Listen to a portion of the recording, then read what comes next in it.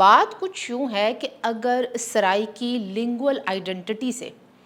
Saraiki nationalism کی identity یا identity politics کو سیپریٹ کر دیا جائے تو کیا وہ زبان جس میں خواجہ غلام فرید نے شاعری کی وہ سرائیکی رہے گی؟ ہرگز نہیں، ہرگز نہیں رہے گی، بلکہ پھر تو خواجہ صاحب کا کلام اس بات سے مبرہ ہو جائے گا کہ اسے کس لینگویج میں کریٹ کیا گیا۔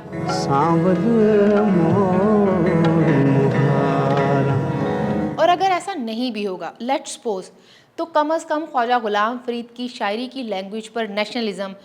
یعنی پنجابی یا سرائیکی نیشنلزم کا جو حق ملکیت ہے وہ تو ختم ہو جائے گا نا۔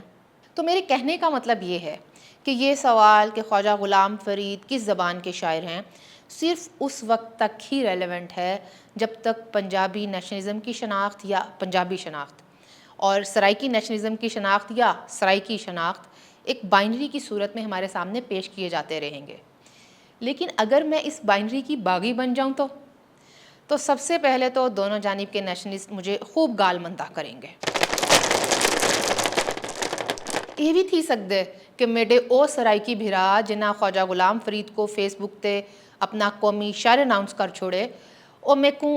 پنجابی شوونسٹ آگ تے میڈا اکاؤنٹ ہی رپورٹ کر دے ون۔